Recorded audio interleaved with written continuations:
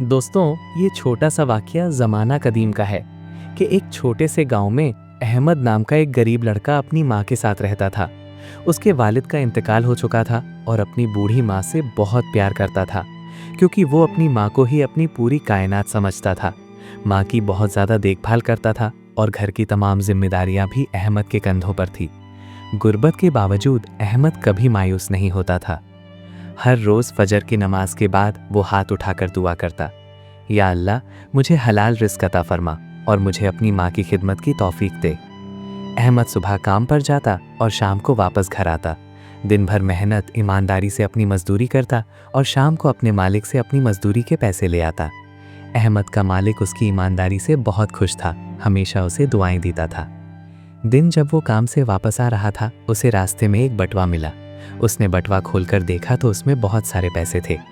एक लम्हे के लिए उसके दिल में ख्याल आया कि अगर वो ये पैसे रख ले तो उसकी गुर्बत ख़त्म हो सकती है और उसकी माँ की ज़िंदगी आसान हो सकती है। लेकिन फ़ौरन उसे अल्लाह याद आ गया। उसके दिल में खौफ खुदा पैदा हुआ और उसने खुद से कहा, अल्लाह सब कुछ देख रहा है, ये मेरा हक नहीं है। अहमद फ़ौरन बटवा लेकर मस्जिद गया और इमाम साहब के हवाले कर दिया ताकि असल मालिक तक पहुँच जाए। कुछ देर बाद एक परेशान हाल ताजिर मस्जिद में दाखिल हुआ।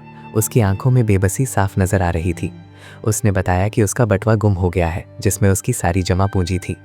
इमाम साहब ने मुस्कुराकर बटवा उसे वापस दिया और बताया कि ये एक ईमानदार लड़के को मिला था, जिसने बगैर किसी लालच के वापस कर दिया। ताजिर की आंखों में खुशी और शुक्र के आंसू आ गए। उसने अहमद को बुलाया और उसे इनाम देना चाहा, मगर अहमद ने आजिज़ी से कहा, मैंने ये काम सिर्फ अल्लाह की रज़ा के लिए किया है, मुझे किसी इनाम की ज़रूरत नहीं। ताजिर अहमद की ईमानदारी और नेक नियति से बहुत मुतासिर हुआ। उसने अहमद को अपने कारोबार में मुलाजिमत दे दी। अहमद ने मेहनत और ईमानदारी से काम किया और कुछ ही अरसे में वो एक कामयाब इंसान बन गया। उसकी ज़िंदगी बदल गई, मगर उसका दिल हमेशा अल्लाह का शुक्रगुजार रहा। सबक: ईमानदारी, सब्र और अल्लाह पर भरोसा कभी ज़ाया नहीं जाता। अल्लाह अपने नेक बंदों को बेहतरीन बदला अता फरमाता है।